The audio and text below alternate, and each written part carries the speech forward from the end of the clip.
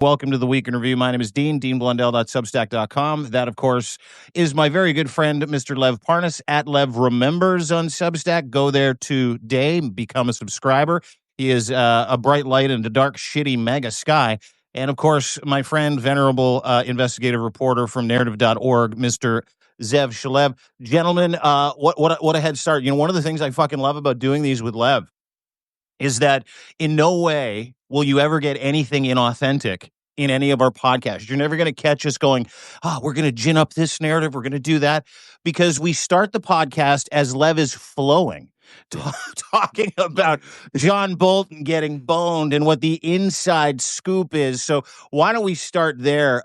Because Bolton is literally, I think he's in front of a judge right now, right? Just got indicted yesterday in Maryland. He's in the courthouse now. Literally, as we're doing this right now, he's in Maryland. He is in front of, I think, the judge. They're waiting for the judge just so you can see they're right in front of it. But out of all of these indictments right now so far, I could promise you and I could tell you John Bolton is going to go through some things. John Bolton is definitely, like the Ukrainian ambassador in 2017. When's the last time I heard that expression, Lev? Wow, great memory. You know what's incredible is that's your phrase. That's your phrase. That's the phrase. A lot of people forget that. A lot of people, people say they can't hear me. You guys hear me? My audio is good. Yeah, it's good if you're just a little bit closer. Yeah. As close as you can. Yeah. You're your so much better looking closer too, buddy. Yeah. Remind people where that phrase came from. That's actually really interesting. That was from. I might get my headphones. It might be better with the. Sure. Better with the headphones. Yeah. Could be better if your microphone's connected to it. Should be better. But this is fine. This works, I think. Oh, this works? Okay. Yeah. Next time I'll try to get a little bit more professional. Put headphones on. Like Zach. That's the beautiful part of this is that nobody's ready to go this morning. You got those regular AirPods 1989 looking things there. But you got to use the wired ones. Otherwise, they're hackable. Yeah, Zev's professional. You can't have them hacked. The back, you can't see it. He just didn't get a chance to tape it. Dude, before we get to the Week in Review, speaking of hacking, did you know that you can hack those wireless headphones? Did you know that people do hack them? And speaking of hacking, yesterday, a couple days ago, do you remember we were supposed to have Jacob Carsbo on with us, Danish intelligence guy, Malcolm Nance's buddy? Yeah. He got hacked. So his account disappeared. Like, Danish intelligence dude, his entire account zipped. Nutted, gone. Let me say that's before we go forward. I just want to make sure, give everybody one of the things that because my account has definitely been hacked for the past over a week. I've been having issues from subscribers disappearing, from people not getting notifications. We've been working on it with Substack support. They're overwhelmed. I don't know how it's going to go. So to be safe on the secure side, and also I think, a lot of people have been telling me to do it, to get my voice out to a louder audience, get out of the echo chamber. I start up Lev Remembers YouTube channel. Mm-hmm. So I ask each and every one of you to come out there, also support me on Lev Remembers. It's at Lev Remembers on YouTube. The way these things work, I'm understanding every day more and more. It's all algorithms. The more people watch, the more people like, the more people follow, the more it gets out there. So Substack is always going to be my family. Substack is always going to be home where we do all our breaking news and everything. But the reason I joined Substack to begin with, the reason why I'm even out here, is to get this information out. And and I risk a lot. That the people that I know that go out there and get me this information risk a lot every day to be able to get this information out. And we need to get out to much more. And Substack is great.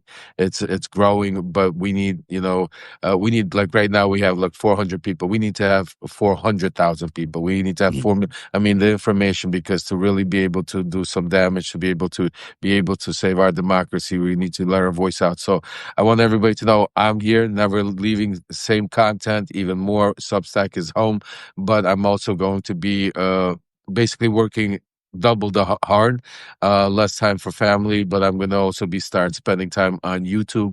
And I asking for you guys to join me there, support me, give me the love there to be able to break through those algorithms, get out to a bigger audience so we could be able to, really make a difference, because we have a lot of stuff planned, a lot of stuff happening behind the scenes. I'm planning on going, as I've told you, on the road.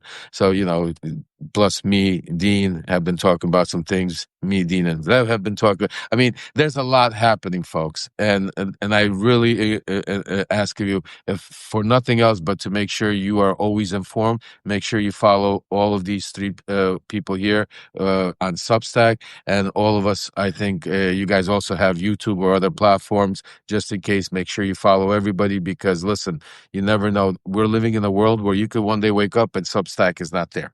And then what do you do? You know, where do you scramble? And the most important part, the part of the resistance, the part of to make sure that we're always able to stay together, is that's why to have other sources. So it's not that YouTube is any better. Substack is the best form right now, but YouTube has a bigger audience, bigger reach right now. And until Substack grows to that point, we need to be able to, because that's my mission. My mission is to not to be able to put on some show, folks. My mission is to give you the raw information, and I risk trust me, I deal with it with my wife every single day. My wife, my kids, and it's not only me. My son Aaron is on this platform.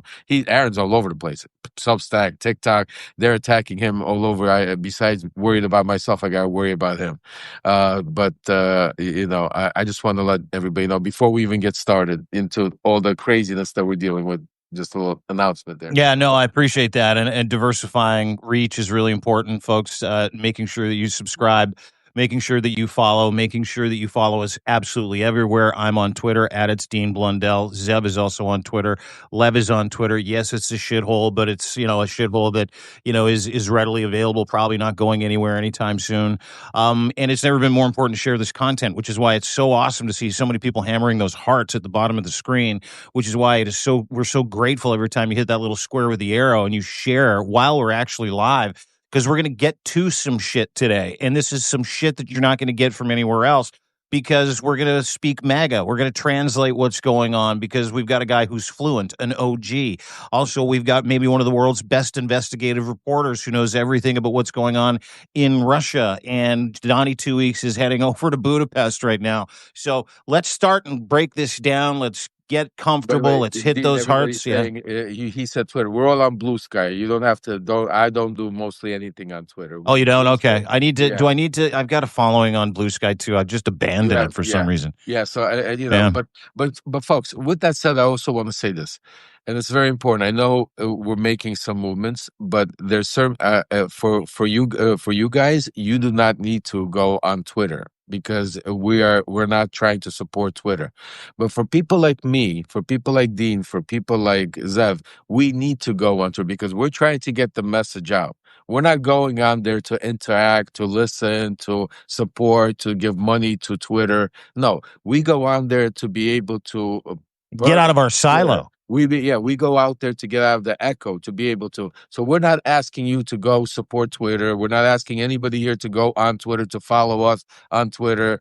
Absolutely not. What we're telling you is we have to be there. So don't, and that's one of the things the left has to stop doing, is judging and saying, oh, well, you know, you're going on to. No, I'm going there. I'm risking my life going on there, because every Republican, every MAGA, every right wing is on there listening to what I'm telling you. And I'm not going there supporting Donald Trump. I'm going out there saying the same thing I'm telling you here. So you got to understand, that's what we're trying to do. And that's what more people need to do that are out there giving the message, because it's not about supporting Twitter. It's about getting the message out. And the more people we get the message out that about what's happening, that's the only way we're going to do it. So in no way are we promoting or asking anybody to go to Twitter. Our platform is Substack, and this is our home. The other places you could find us is Blue Sky, and you could also definitely, but you know, Blue Sky is just a place where I post things and repost. But where we really do our work is YouTube and Substack. So that's the place where you follow us. Twitter, all the others, Blue Sky, those are emergency places. If God forbid you wake up and Blue Sky is not there, and you need to find us, you need to reach out, you need to make sure. That's part of what we're talking about, the resistance, to make sure that you're following everywhere. And also, everywhere you follow us, you're giving us the support, buying out, because like I told you, they're algorithms. It doesn't matter what. You don't have to ever go on Twitter, but you should still follow us, because the more followers we have, the more algorithm, no more plow. That's how these things work, folks. So it's so sometimes you have to be smarter than them, and that's one of the things I'm trying to teach the Democratic leadership and some of these strategists, as they call them, is you have to think like mega things. You have to think like they do. You have to react to. You have to be aggressive. So that's why I just want to let you guys know that. And so this way, let's not get controversial. What the Dean said, he's on Twitter. That I want to make it clear. So now let's get into some. I didn't know how much people on Substack hated Twitter until the chat just lit up with, what the fuck are you doing? I know you stepped into it as soon as you said Twitter. I was like, oh my God. You come to my rescue. You're like, everybody, leave him alone. We need to be there. We're not going to get radicalized there. Don't worry about it. Everything's going to be fine. Let's get to it. John Bolton, he is in court right now, surrendered to authorities after being indicted.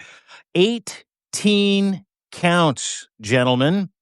18-count indictment. Former Trump advisor was handed down by a federal grand jury in Maryland as the United States called him, quote, a bad guy, a guy that he was his national security advisor, a guy that wasn't a bad guy until he was a bad guy, and you know how these things go with Donald John Trump.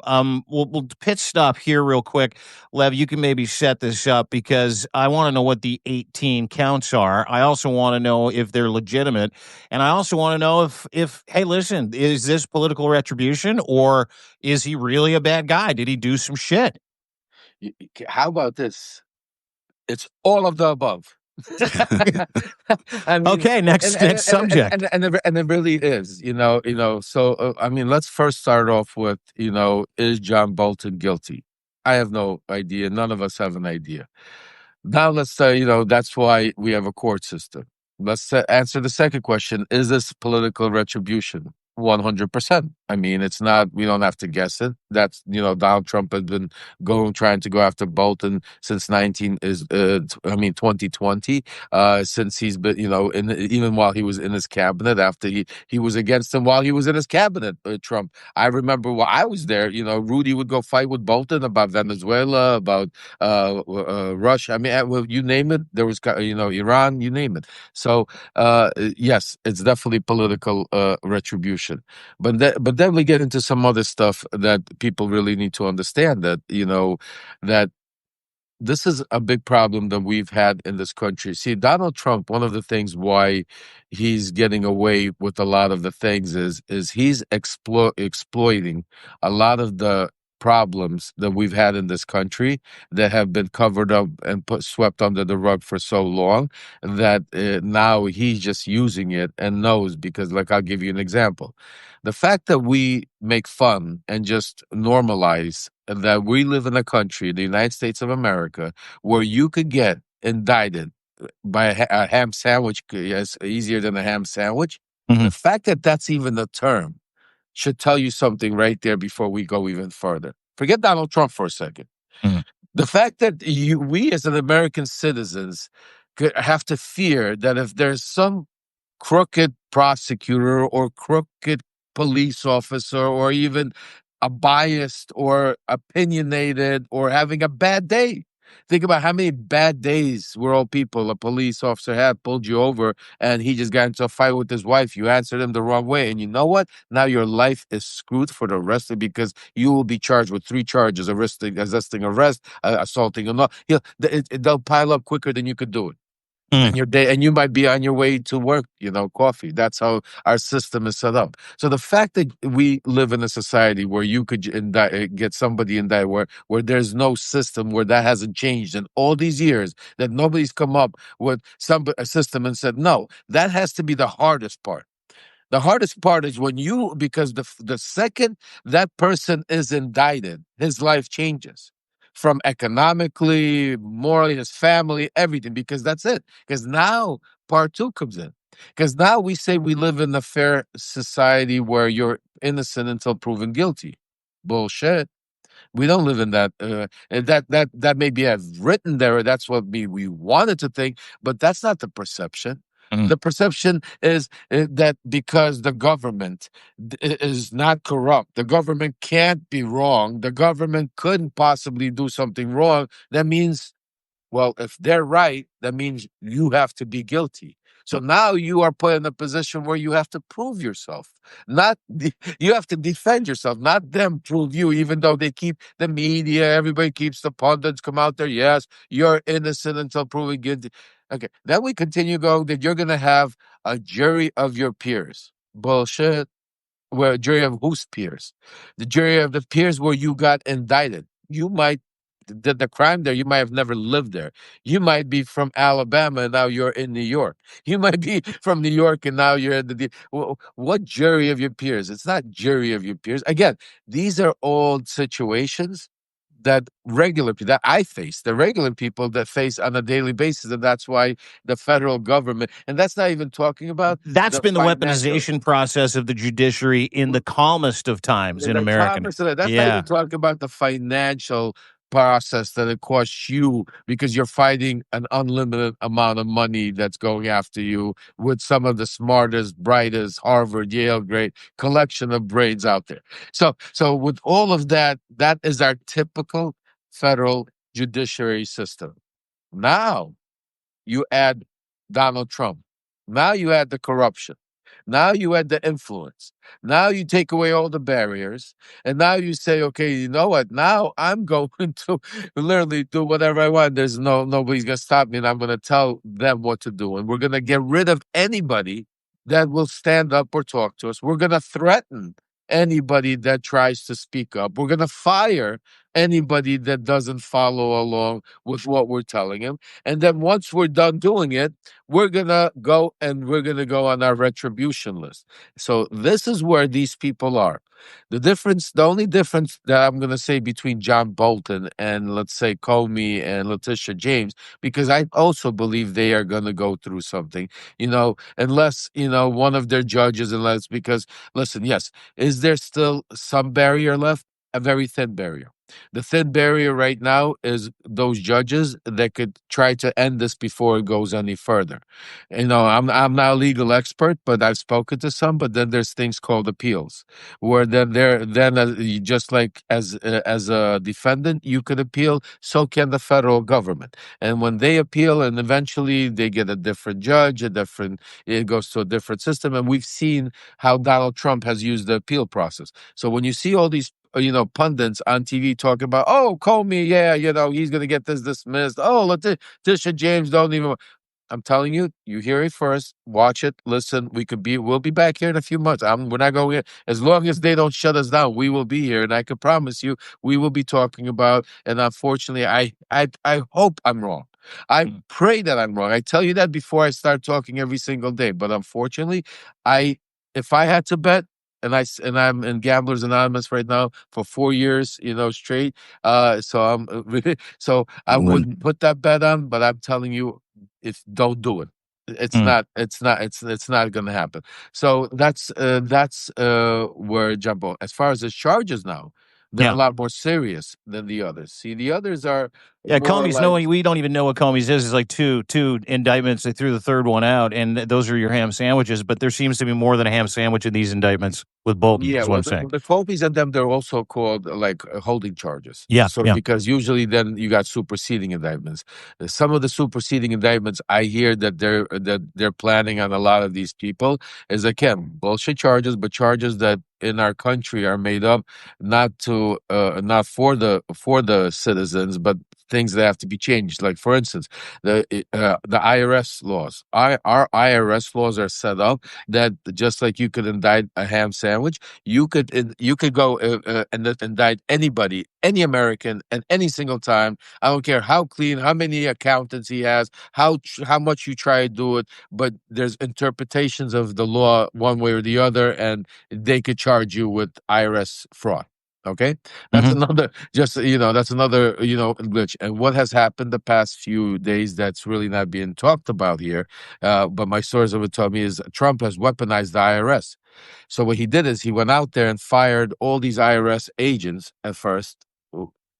Oops, sorry guys. No worries. Yeah, he cleared the deck in the IRS. He cleared the deck of the DOJ. On the pretense, telling everybody, mega, that we're going to get rid of IRS agents. We're going to stop weaponizing the IRS.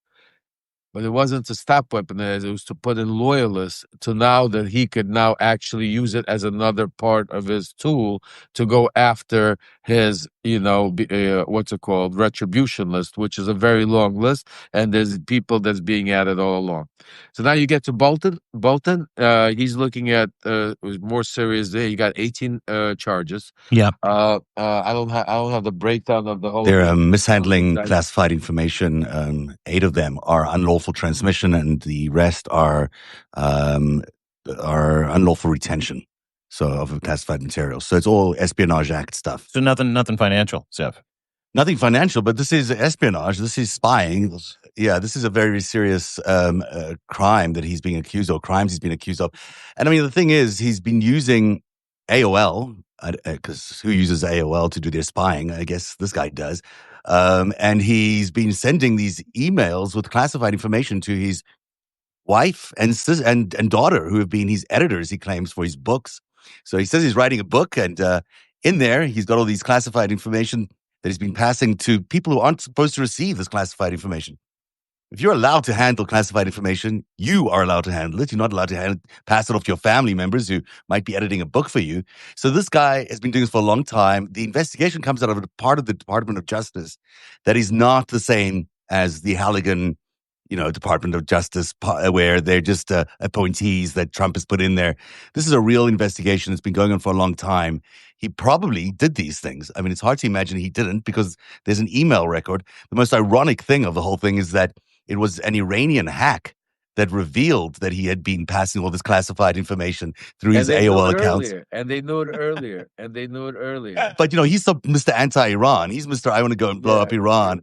And this is Iran's retribution.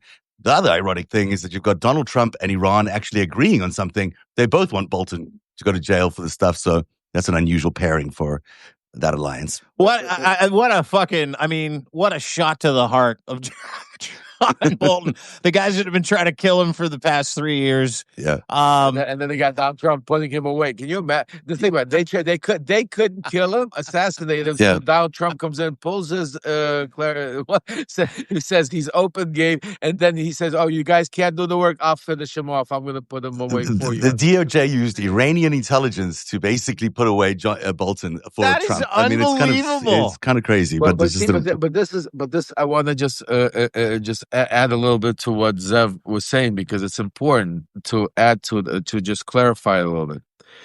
Did Bolton do some of these things? Absolutely. I would say I agree 100%. That's why I think he's going to go away. And I think that's why, but this is why Trump knows, and this is what Trump uses. And Trump, what's it called? Just like what I told you about the IRS, that Donald Trump, anybody that understands that there's the way the IRS code is set up, that it's like this, the way,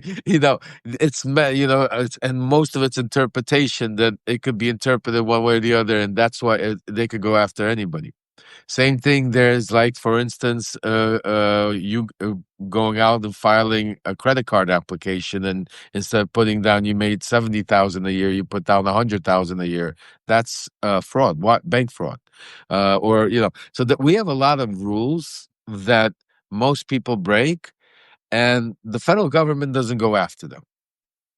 That's why they see it. They're like, yeah, but some of these rules, like jaywalking in some parts of America, you could get a major, a misdemeanor, or I don't know if it's a felony. But think about it. It's like we have all kinds of rules that have been written from hundreds that have not changed with time. So certain things that I look like. So when you get to Bolton's case, all of this classified stuff is not what Trump, when he came, my sources have told me, when he came into office, he made them dig into, to look into rules and find to nail him on everything that things. See, if you probably take a look at all of these politicians, they all break.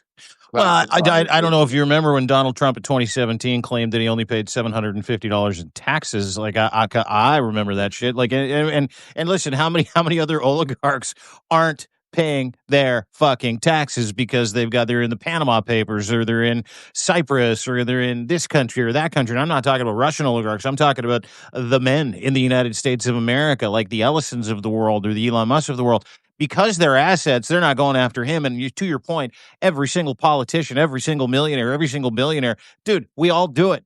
Like, we all look for ways to go, do I have to give the government money? And there's all these loopholes and glitches, but it is stacked for the house, right? To the point. And whoever's in charge of that house gets to apply those archaic, weird, glitchy laws to anybody they want. Well, that's even though they're doing all of this Yeah. themselves. So that's why what Zev says, did Bolton do it? Yeah, Bolton probably do it, but I mean, Bolton's not an idiot. Also, Bolton is one, has been doing this for so many years. He probably did under the assumption everyone does it. Everyone does. Yeah, even I'm not justifying it. Don't get me wrong. I'm not saying that's okay, but that's why I just wanted. Trump is going. That's why I think that's why my response is why I think they're all going to have problems. Yeah, it's because technically he, and again, if we live in a world, because how many people are sitting in prison because of a technicality? Like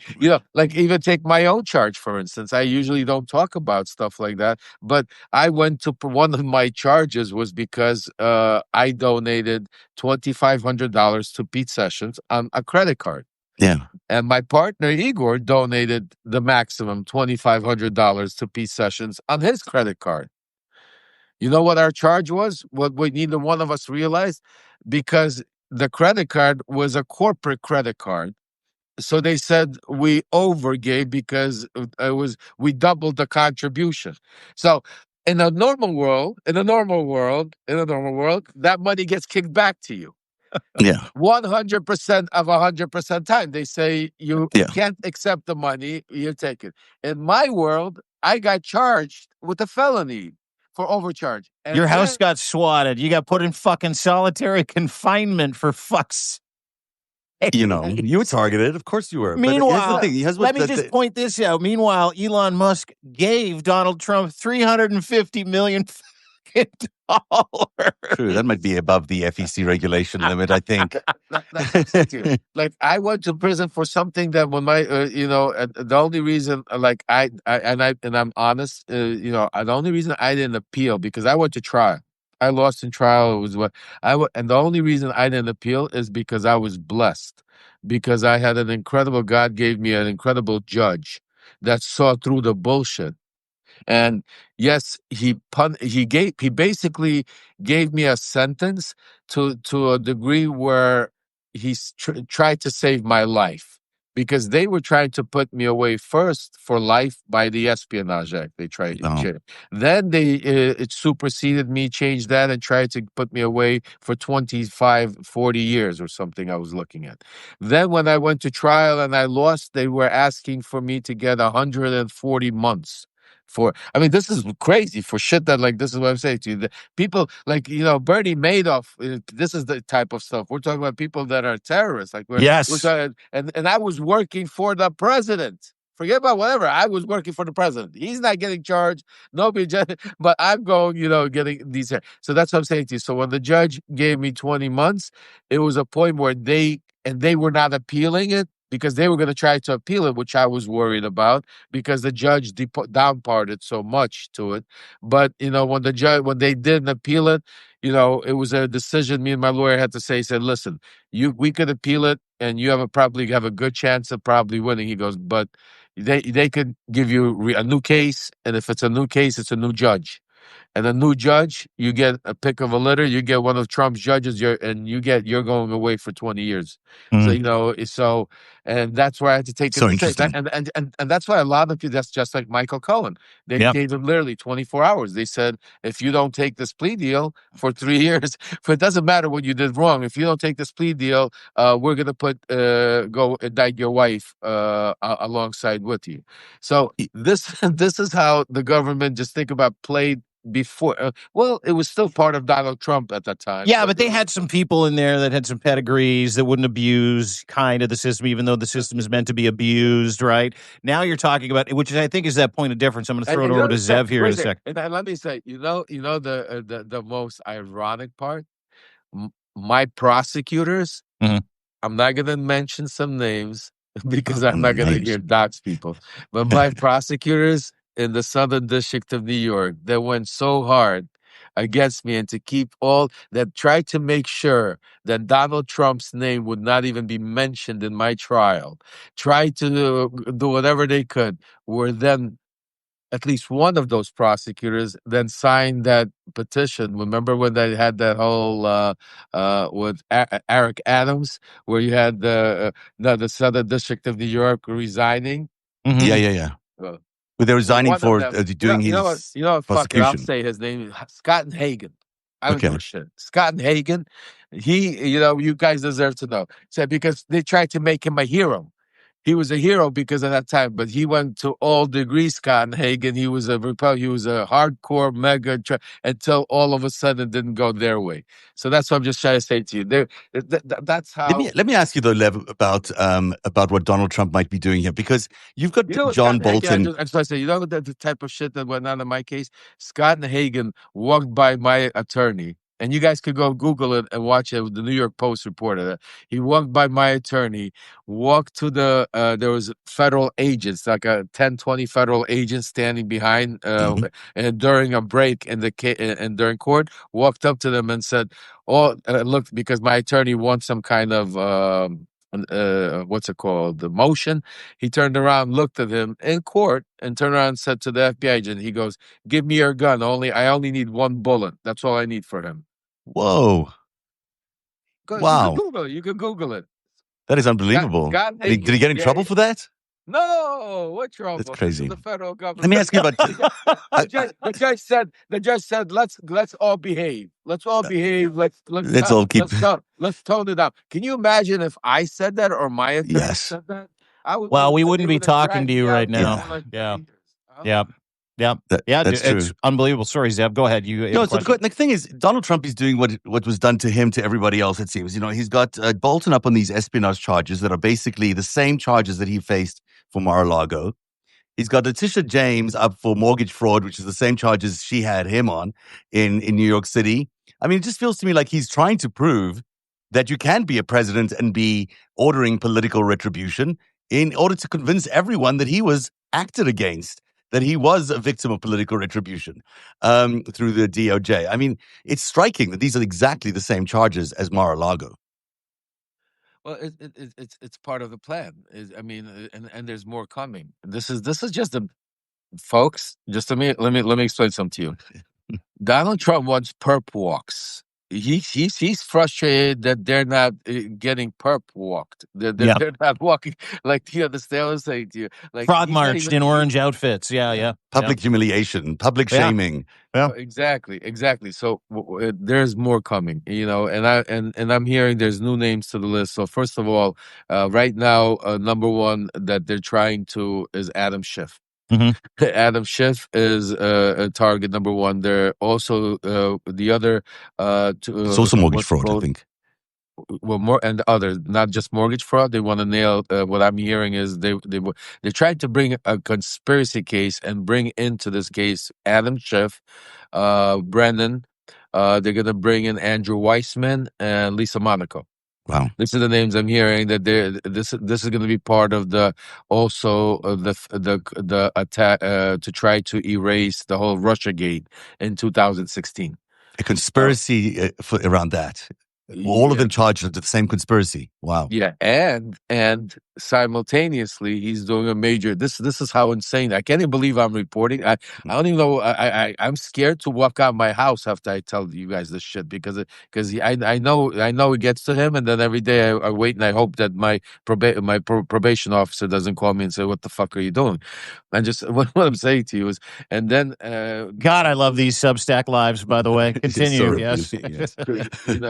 That's why I go live. Horrible. So if God forbid something happens, I said to my wife, if we get pulled over or something, go live right away, at least so people could see that what's out. That's kind of the one thing I do think about is like my only savior. It's crazy that you're thinking about that. But that's how I live. I mean, we drive. I say if God forbid, I tell my kids the same thing right away. Get your phone and make sure you go live on Daddy's platform to be able to, so everybody could see what's going on. Because I don't, we live in a society. If you could see, just think about the shit that we see. Can we just stop just for a second here? I want to stop and kind of amplify what you just said.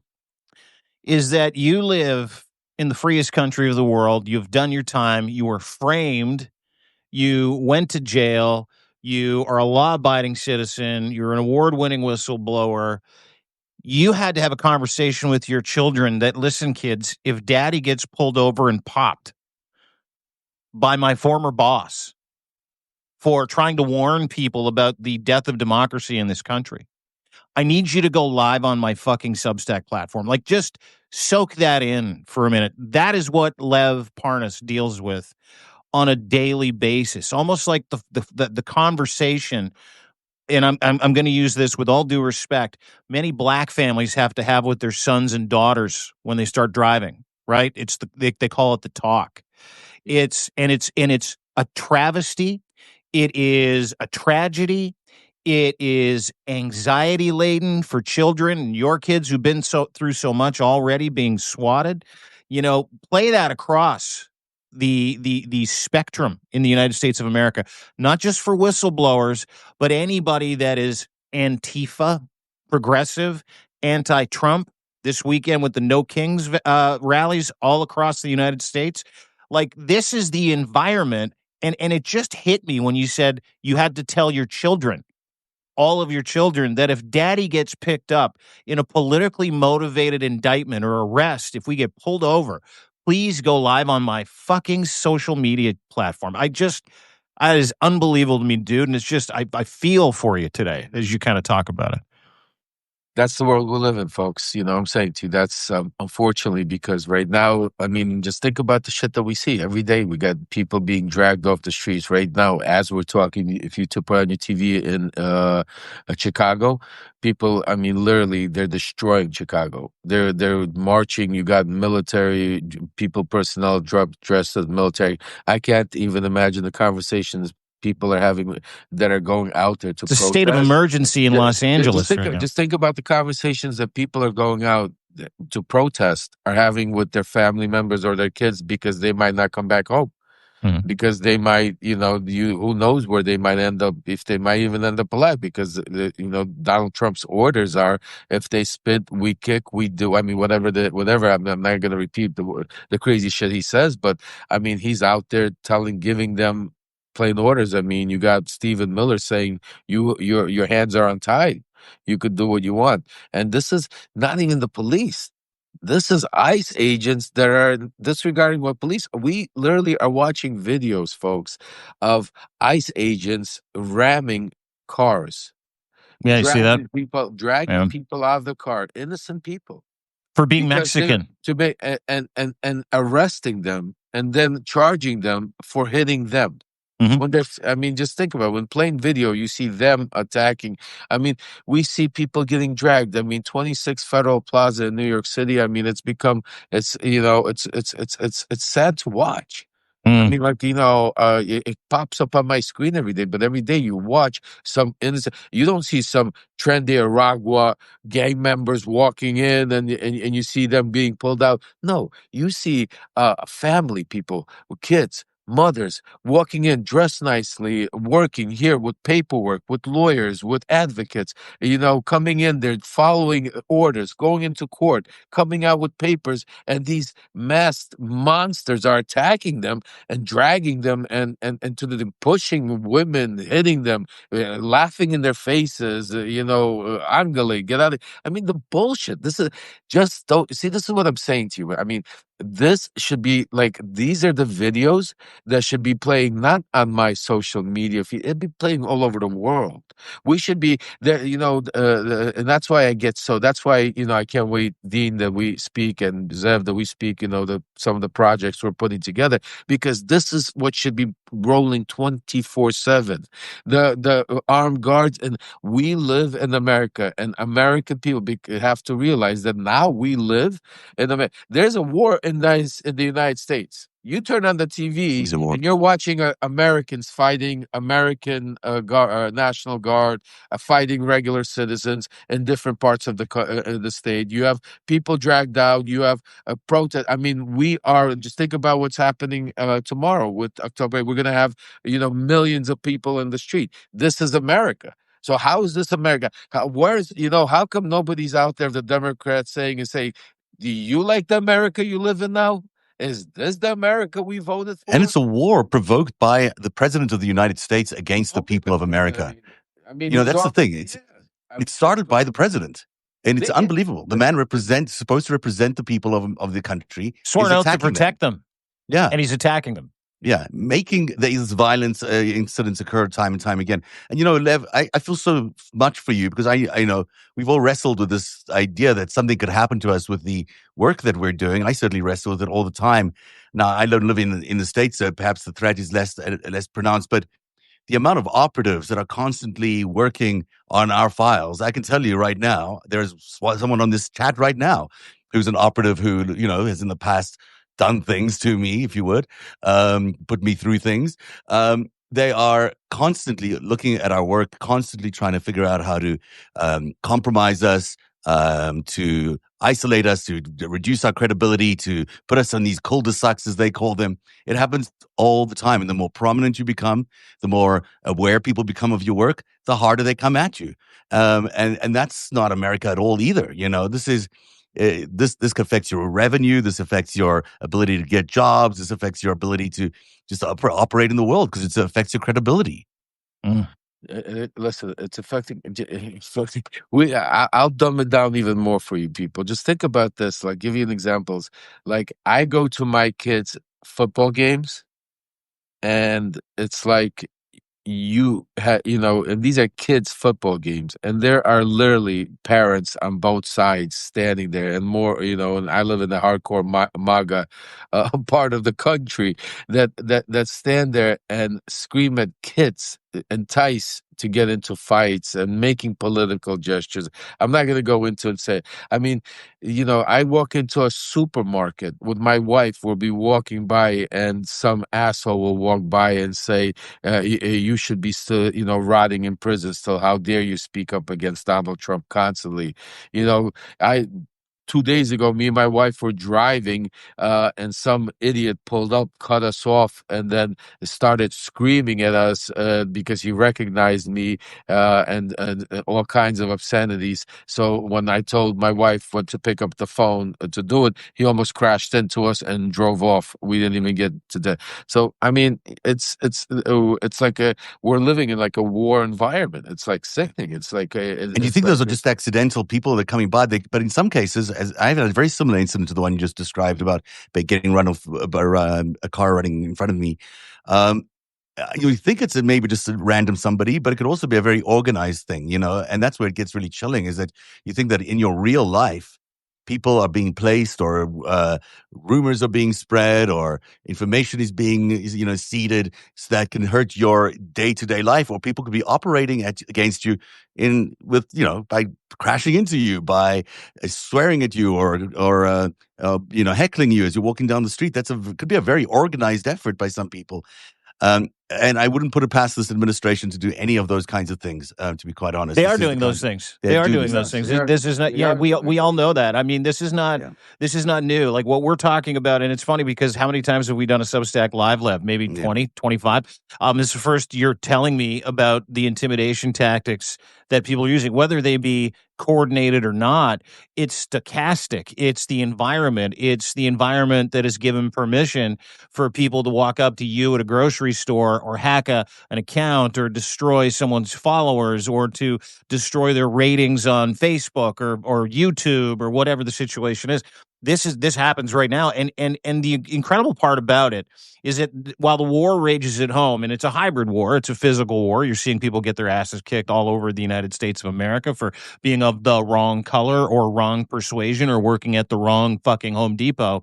But there's also that digital war that's happening at home, to your point, which is why it's never, ever, ever, and I'll just insert this, been more important to hammer those hearts, share this conversation, subscribe, give subscriptions, because it grows us and it grows our platform and it grows our reach and our algorithm so we can have these conversations. But speaking of wars at home, which is amazing, and I said this to another guy the other day, he's like, why do you not like Donald Trump? I'm like, dude, he pretends to be the peacemaker abroad while warring with his own people at home, while attacking his own people at home. And I want to get to the abroad stuff because the deal maker, the peacemaker, press conference yesterday, announces a bunch of different shit. It was dementia-filled. It was insane. But he basically announced that he and Putin had a long talk. There are probably not going to be any tomahawks. He gives it 2 weeks. Donnie 2 weeks is back, and he's on his way to Budapest to meet with Zelensky and Putin, and he thinks he's close to a deal in Ukraine. Lev, you're smiling. You being as tagged into Ukraine, tagged into the process, you having people on the inside. Your thoughts? Donnie 2 weeks is just laying the groundwork to get Putin what Putin wants, or is this just more of the same bullshit? Yeah. And I apologize. I'm not laughing because this is funny. I think It's the same shit every fucking 2 weeks. This is. I'm just like. I think I have, already like, frustration of a smile. I think it's like, because when you talk about Dean, you do such a great job. Like if I close my eyes and I get a little smile on my face because I feel like this is like not reality. It's like a Saturday night like skin, you know what I'm saying to you, because what we're seeing play out. But then when you open up your eyes and when you stop talking, you realize that how real this is. Yeah. Because while we're talking about all this bullshit and all of these things, which we're going to get into, the one thing that people always need to realize that there are real people that are dying. Real kids that are dying right now as we speak, displaced, bombs, kidnapped. You have shaheeds, you have ballistics, you have all kinds of barrage nonstop every day, getting worse and worse, that you just don't hear about unless you're following us, unless you're listening to us. The media is not talking about. Nobody's talking about. The Europeans are not even talking about because they're scared for their own. We spoke about that, me and Zev, even about that, because they're all now worried about their own internal security, because that's part of the psychological warfare that Putin has unleashed on all of Eastern Europe and all over there.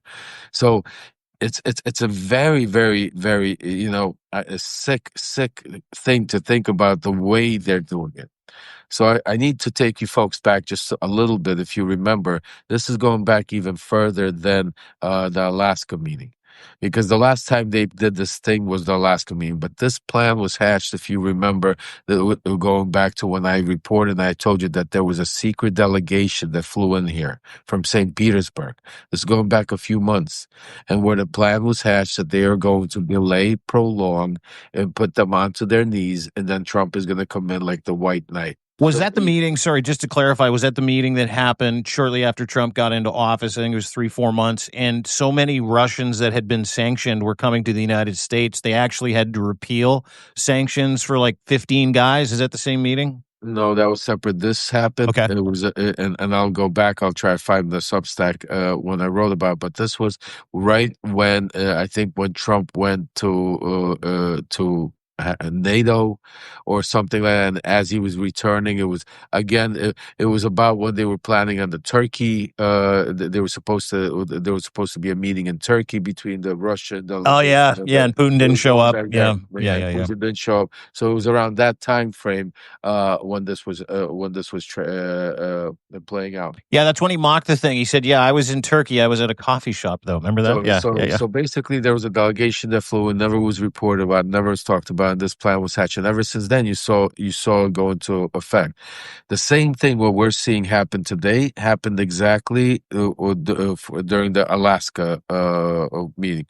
The day before, taking you folks back, when Trump announced that they were going to have the Alaska meeting, this was thrown at him by Vladimir Putin on a Thursday, right before Friday, when Trump was supposed to come out with some major sanctions that he promised the whole world against Russia, right when he sanctioned India for 50%. And the funny part, while we talk about India, he came out yesterday and said, India will not ever buy oil again. What India say today, we don't know what the hell he's talking about. We never made that statement. We're buying Russian oil. So again, even to that fact. But the reason why he said it, what people don't know, is because who is now the ambassador of India? You guys know? You want me to tell you? You're gonna love this one. Sergei Gore. Oh, his former chief of staff and Russian pal. Oh my God! Yeah, bingo. He gets a job as the ambassador to India. Oh my God! Zev, please go Google. I want you to right now while we're talking. I want you to quickly do some investigation. You'll see what I'm talking about. That Now, is Sergei Gorsh, the unbelievable. Russians send in their own. So this Yeah, is I wrote about him. He's one of Putin's guys. I mean, like it's just They're all Putin's guys. that's so Trump may just think about why would Trump make one of Putin's guys India's ambassador? Because here's the connect. This is the backdoor channels of conversation. This is how Trump does things. Shadow diplomacy. This is why I wrote this book, Shadow Diplomacy. If you make sure, if you haven't read it, you will understand. Shadow diplomacy. Trump doesn't trust his own people, even though they came in, they purged everybody. He still runs. Who are the main people running everything? Stephen Witkoff, Jared Kushner, not people on the books. Miller. Not people, Stephen Miller. You know, not people with experience of years of whatever. You know, but he has people doing it that are loyal to his cause, to whatever that cause of how much money or how much power we could say. So yeah, so you saw that happen. Why? Because they needed to prolong it. And don't forget what else was going on at that time. The Epstein files. It was very important. Trump was under big heat. Dan Bongino, we broke the story. The meeting was supposed to take place between, and Vance was going to have a meeting. Everybody, this was all coming up. And what happened? I'm just reminding you folks, Steve Witkoff was summoned to Moscow by Vladimir Putin. And while they were in the crowd without any interpreters, folks, Stephen Witkoff picked up the phone and called Trump and said, Vlad is willing to meet with you. That will break all the media. It will take everything away. And what happened? Trump comes out on a Thursday, right before Friday, before everything's and says, we're meeting in Alaska. And what happens? The media goes wild. Because Trump is on Putin's leash, and this is another example of that. You've got this situation where you've got his commander, his bastard tells his puppy, you'll be here in 2 weeks in Budapest, and no ways are you sending tomahawks to the Ukrainians. Be here, and Trump jumps. He jumps. He doesn't even think about it for 2 seconds. Zev, no, it's even more than that. They've already worked this plan out. This is why I'll give you. That's why you saw yesterday. Think about what happened the past 2 days prior to this phone call with Putin. You had Pete Hegseth fly over to be with NATO, to Denmark, and make a whole show to make sure that the whole world and everybody got the headlines, the clips that America is pushing to send Patriots, Tomahawks, and are forcing NATO. They've made a whole show to make sure that all of these, remember they said only 7 NATO countries, now we have half the NATO countries, they're willing to buy all of this. And what does Trump say today? Wait a second. We don't have enough for our forget about Putin. forget about we don't even have enough for our own stockpile. For what? So, dude, and that's the thing. Like when he said that yesterday, he's like, we don't have enough tomahawks for us. Why would we sell tomahawks to other people when we don't have them? And no one asked the follow-up question, which I thought was fucking fascinating, right? When the follow-up question there should have been, what do you need them for? Well, not only what do you need for is why is Hegseth out there screaming to make sure that they buy him and send them to Ukraine? If you're not the Secretary of Defense literally said 2 days ago in Belgium that he had enough tomahawks. That's why he was there selling them. So maybe we should talk to his SecDef. And then the other thing I want to just say to you, this is not coincidence. When people say, "Oh, Zelensky was." This is not coincidence. They knew that they played this out as long as they could. They've been talking about sending tomahawks since the the meeting that they had in Alaska. Yeah. How long ago? That was a while. They lasted for a while. In the meantime, every single day, Russia has accelerated their attacks onto Ukraine while this is going on. But no tomahawks ever reached. Yes, you have Vladimir Zelensky running around making statements saying, "Oh, we have the best relationship with Donald Trump. Donald Trump now understands that he's being played by Putin." Donald Trump. And in the meantime, he's like, you know what? All right, come visit me again. Let's have a chat again in the Oval Office. And then right before I'm the going to make you meeting, an offer you can't Yeah. refuse. I'm going to give you an offer. Yeah, he's going to give him an offer he can't refuse today because he's going to tell him, listen, it's time because they're planning on hitting you hard, and if you don't, see, you got to understand. There's another thing happening simultaneously. There's just so much going on, folks. We need to connect the dots. I'm sorry, it might take a little longer, but this is extremely important because while you're having this play out, just think about it. If you have a split screen simultaneously, you have Putin's sanctioned special envoy to America, his right hand that we spoke about for several days, and we gave you the breakdown, Kirill Dmitriev, actively working with Congresswoman Anna Paula Luna about legitimizing trade between the U.S., releasing KGB JFK files without any validation. KGB vetted files. KGB vetted files. And then he took it a step further because right after the phone call, he put out a tweet where he tagged Elon Musk and is now the Russians are offering a peace bridge. Yeah. A Donald Trump peace bridge. From Siberia to Alaska, ladies and gentlemen. Yes. Thank you so much. From Siberia to Alaska. Are you serious? Is that a real offer? That's a real offer. Kirill Dmitriev, I've got the clip right here. I've got it. He's literally got like a drawing. Which of course is a war bridge. See that drawing? Yeah. It connects, and he tags Elon Musk, and he doesn't do it once. He does it like 2 or 3 times. Tags Elon Musk, Kirill Dmitriev, who's in charge of all of Russia's money, and he's Putin's right hand.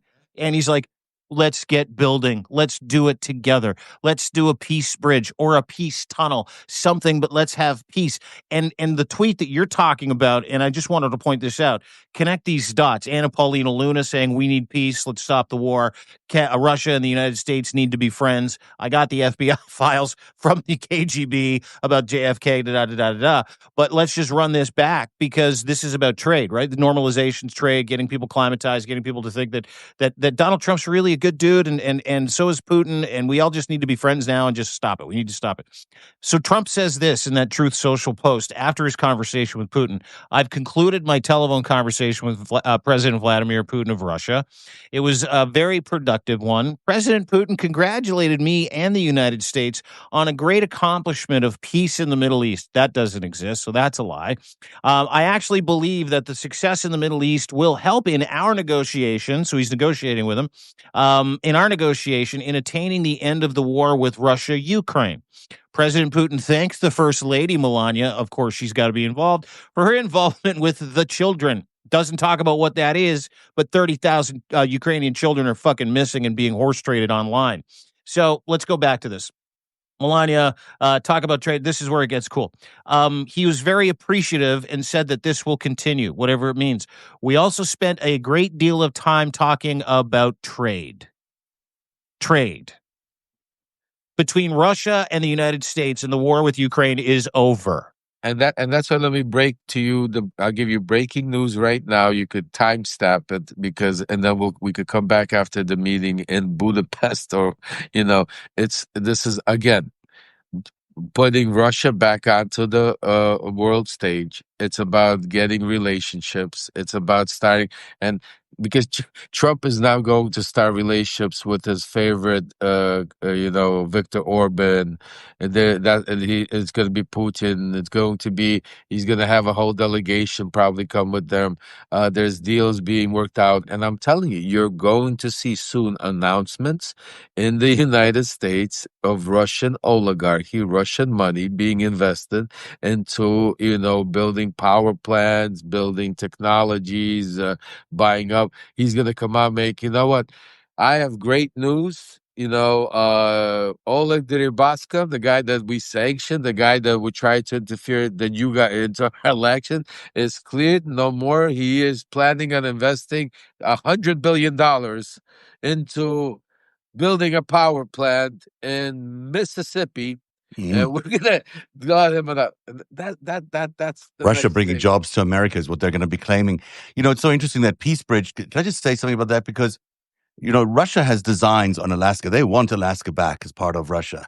This is not a peace bridge, but it also reminds me of the bridge, and I think it's the Crimean bridge that they have in which has been which has been the the mainstay of their supply line into their Russian forces.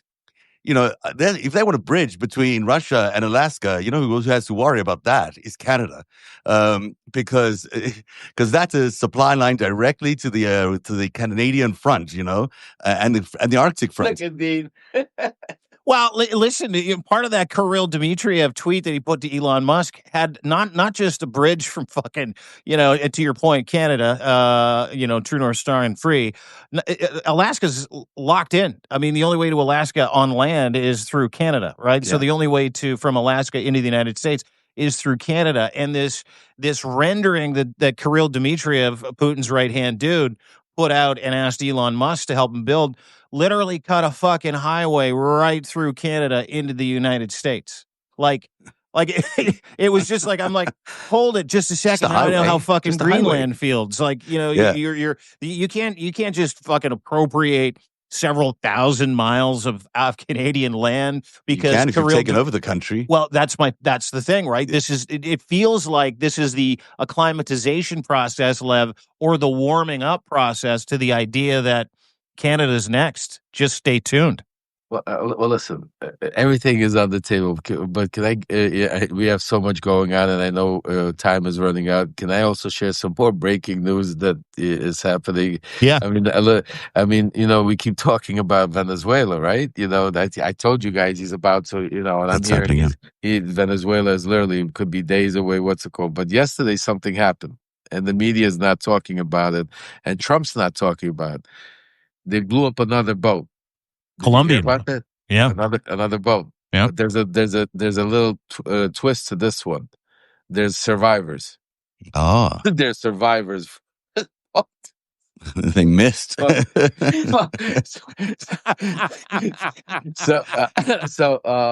we're gonna. Well, and the admiral in that war theater down there just resigned yesterday too. And I was gonna say, and the admiral, yes, and the admiral who's in charge of this was a part of this is resigning. I mean, I don't know if that's a good thing.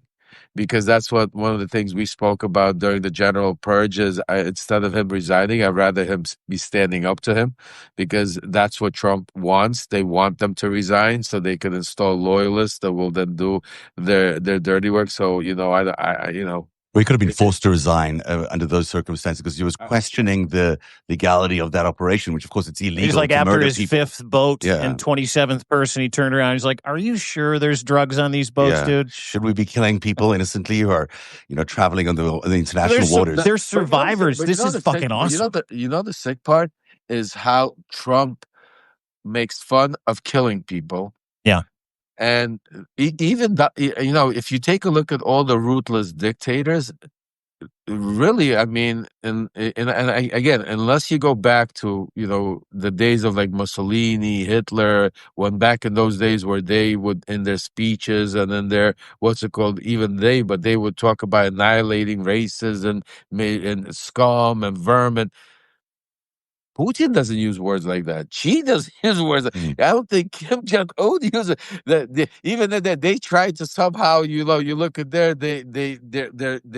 changed with the times. Yeah. Trump has taken us back, 80 years. I mean, we're back into those days where Goebbels, vermin, rats, animals. Yeah. Just think about he laughs. He says, "You don't see no fishing boats in the sea." Like, are you kidding me? Like, how is that funny? That's not funny at all. People need those fish to survive. Right, exactly. How is it funny that people are scared to go fish because you're blowing boats out? Well, what you're saying is that your intelligence is wrong, so that means you could kill a fish. Would you? Isn't the right thing to say that? Don't worry, we have such good intelligence, and ours is so good. You don't have to worry. Go out and fish. That it's not. Instead, you're saying that the oceans are free. Even the other thing they're laughing at is these Nazi jokes. I mean, you've got why should the fishermen be scared to go out there if your intelligence is so good? Well, and to that point, JD Vance, I remember someone tweeted at him like, "Dude, you guys are just killing people." He goes, "I don't give a shit." Like tweets, "I don't give a shit." Like so, to our guy Brian. It was Yeah. Brian Krassenstein that he Yeah. put it. He said, "I don't give a shit." Yeah. Yeah. Those tweets, those chat messages by those Nazis that J.D. Vance defended the other day, who are part of the GOP, mainstream. They're officials within the GOP party. They're talking He's about one laughing of about them. gas Yeah. chambers and Yeah, can't wait he's to see one. people being gassed. And the vice president doesn't even think it's a problem. He says it's just innocent Kids chat being by kids. By the way, 37-year-old Meanwhile, state senators. Peter Yeah. Thiel is sermoning people about about how the Antichrist is coming based on Nazi philosophy. You've got these concentration camps that are being built around the country, supposedly for deportation, but there's a whole lot of them and too many of them really. And it is clear what they're building is this ICE military infrastructure, which is made up. It looks like a lot of criminals that have been let out of prison, who've been given bonuses to be racist and to be anti-Semitic and be whatever it is they're going to be. And they're going to, you can see what they're building. They're building a Nazi infrastructure here. It's not coincidence that this is happening. And that's extremely important, what you just said. I want to touch on that, Zev. What said, well, just think about what every one of you just out there for a second, think about what Zev said. They're building facilities all over the country. Now, speaking to some of my sources, and this is why I want you, this is because I'm going to be writing about this next, actually, is I want you to understand that Trump and ICE are shipping these criminals or whoever they are, citizens, criminals, whoever they're picking out. They're not arresting them and putting them into prisons. If there is a facility that holds them, they're trying to get them out, and they're sending them all over the country. So World. all over the world. I'm sorry. Thank you. So just think about who these facilities are actually being built for, because the next stage is this is being built for Antifa. Mm-hmm. This is being built for the American citizens that disagree. This is being built for that left-wing group that they keep mentioning. This is not being built for immigration to be as a holding cell. You don't spend that type of money on these type of facilities, and so many of them, especially in all of these states. So you call it, you know what I'm saying to you? It's a strategical. This is, folks.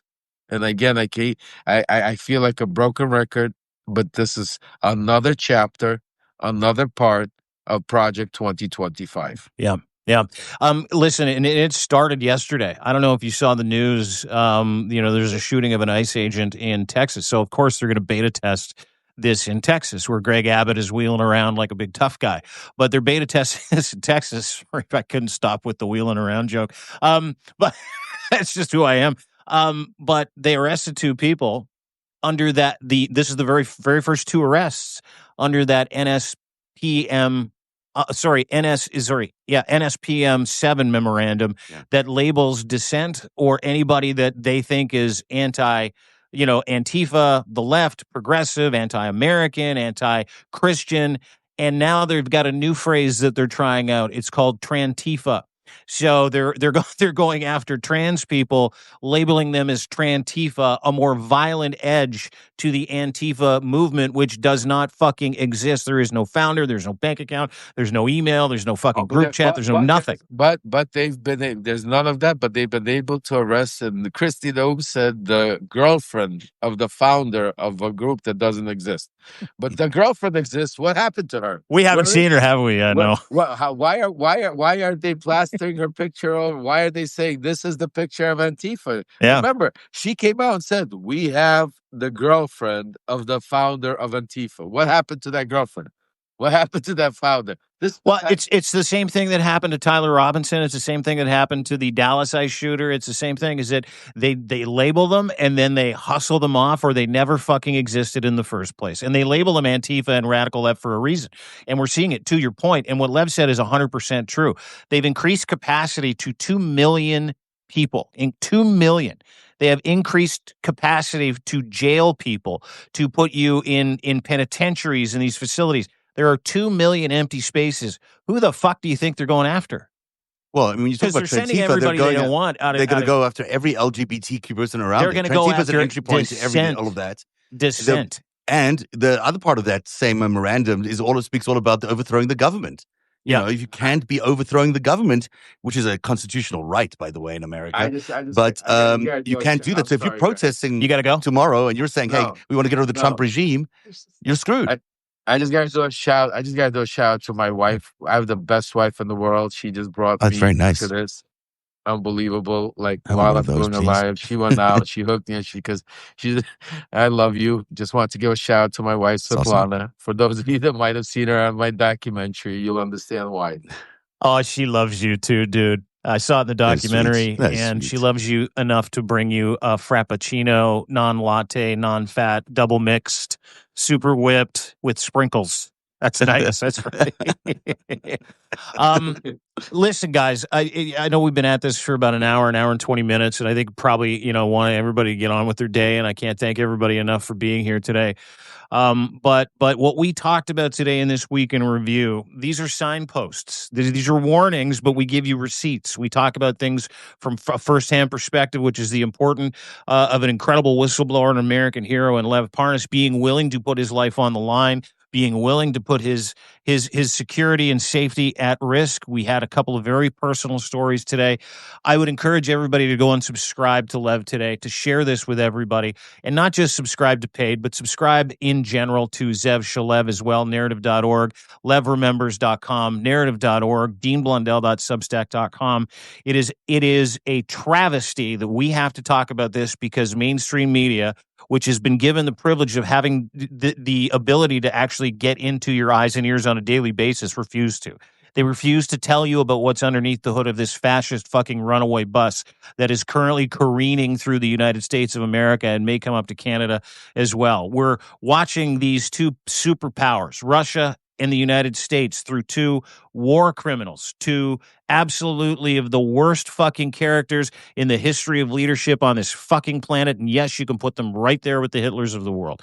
And what we're trying to do is communicate to you that you have a duty to observe and a duty to warn. And that happens by sharing this content. That happens by subscribing. Becoming paid subscribers helps us, but it also makes the algorithm work. And it also makes the information that we give you go a whole bunch further. That's the way the algo works, and we want you to be here with us. So please share this content. Please subscribe to all of these beautiful men here, the Levs and the Zevs and the Evs of the world. And the Deans. And the Deans, and the Deans. And the Deans. Hey, Dean, before you go, can I just ask, and this is not for myself, folks, but for the people of Ukraine. I know this is a touchy subject, especially with what we're seeing play out.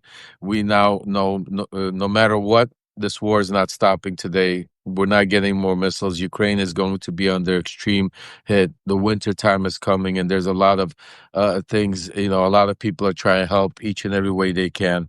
Our community here, we have a small community, Lev Remembers, and Voice from Ukraine, and with all your help from the Canada, from all of the different people you guys have been helping so far this summer, we've done incredible work by being able to help them with hygiene packages. But the winter time is coming, and they need a lot more, and they need a lot of support. We put together GoFundMe for Alexander. You guys know Alexander from Voice from Ukraine. He's been on here, and I'm asking you on behalf of him. He's ready to go. We have already about 25-30% raised. We just need a little bit more. I'm asking each and every one of you, go a little further, reach into here. Those of you have that contribute, donate, God bless you. Thank you. Those that haven't yet, if you can't, spread at least the message. Spread the GoFundMe all over the place. Let's get them going, because now they're going to need more help than ever before. And, God bless you guys for all the help you've already given. Yeah. Can we just get that up here right now? It's called Donate to Provide Essential Hygiene for Kharkiv. That is at GoFundMe.com. I'm going to share that throughout my socials. I'll make sure I post it in a note coming up here in just a minute. $15,411 raised to a $50,000 goal. People have been, this has doubled since we talked about this earlier in the week in 2 days. That's right. God bless everybody. So incredible. Oh my God. Work. Yeah. I spoke to Alex today. He's already literally, that's why he called me with tears in his eyes. They've ordered the first shipment. They already got stuff going out there from the raise. But see, with Alex, he wants to go there himself. So he's waiting for the bigger shipment to come there. What they're doing is, he told me is they're taking is making special packages of because Alex knows exactly what they need because he's been around. So he's making his own packages. Like, so he's putting, for instance, heating packages. He's putting sanitary napkins. He's putting dry washing stuff. He's putting, some kind of, food supply, like these care packages in this package, because it's not one thing. They need and he's going into the things that most people you overlook, because they're so small. They're so because we always tend to think about, we need clothes, we need food, we need military, we need car, we need shelter, the big item packages, and we forget that something simple, like not being able to take a shower for 2-3 weeks causes a lot of problems and diseases and everything like that. Or a pair of socks, right? Or a pair of socks, because or a heating pad in the pair of socks, because you have no heat. Because one of the things we're talking right now is that part of what Russia's attacking is infrastructure. They're trying to freeze them. And I ask of you to go read my Substack earlier. You'll see what I'm talking about. I wrote about is their planned attack, and if you'll see, it's not only psychological warfare on the people, on the kids, and but they're hitting their energy infrastructures, because the winter's coming. And the plan, and this is what they're telling Trump also, is the plan is to put Ukraine on its knees. So Trump comes in and like this white savior. They couldn't do it in the summer. Remember the summer offense? Didn't work. Why? Because they can't do it. Ukraine stood up to it. On the contrary, Ukraine even hit them and destroyed their own oil refineries. They seem to forget that part, though, Lev, sometimes, that Ukraine will decide what Ukraine wants to do with Ukraine. Like, that's the outlier here is no matter what, and we're talking about aid. We'll get to it in a second. I just want to point that out, is that one of the things that I love the most about the Ukrainian people and that incredible country of warriors and heroes isn't that they're still here, is that they're fucking winning. And now they're producing their own material to be able to strike back at the heart of the machine that has committed genocide, stolen their children, raped their women, killed their citizens. And so, we're talking a lot about what Russia and Trump want. We're talking about supporting the people of Ukraine, and these GoFundMes are so important. Specifically, this GoFundMe. Again, I'll post this all over our socials today. You can find it in a post that I put up, including a week in review. But this is the one thing that people have to understand, is that Ukraine is doing this because of people like Lev, because of heating packs, because, of the Howard Buffetts of the world that are able to flood the zone and help them build drone warfare. Now Ukraine is the second largest army in all of fucking Europe, and they are a legitimate threat to Russia. So the importance of supporting them now cannot be more understated, to your point. Yeah, absolutely. And again, thank each and every one of you. Dean, God bless you. Zev, you too. God bless you guys. I know you guys are stand with Ukraine. You help, you spread the message. And folks, each and every one of you, this is an all around thing. I hate, and I feel sometimes we sound like an infomercial, and it's not about having you subscribe here or do this, but this is part of the world we live in. We're living in a time where we need each and every one of us to support each other to be able to save our democracy, and everybody does their thing.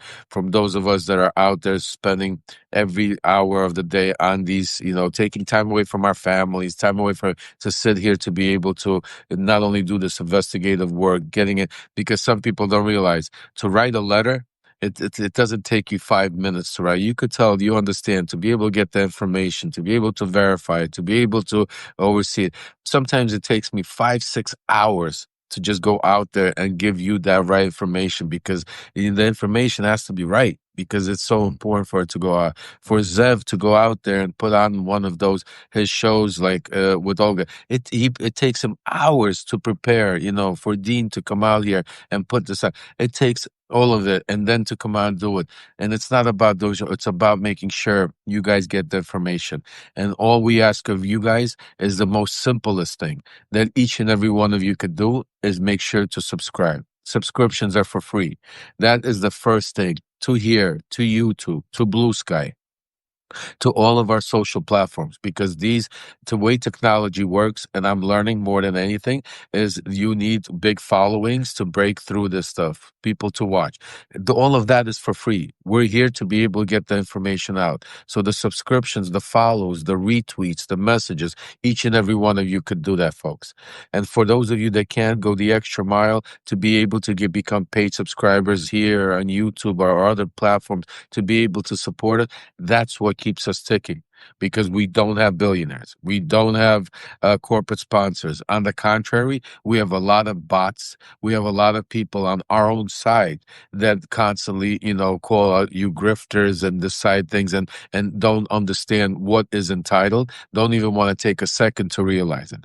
So for those of you that do become paid subscribers, for those of you that do contribute to the Venmos and then to the Substacks to support us, God bless each and every one of you, because it's because of you that it allows us to be able to give this information to all of those that can't do it, because we understand with Trump's policies, times are not that easy nowadays.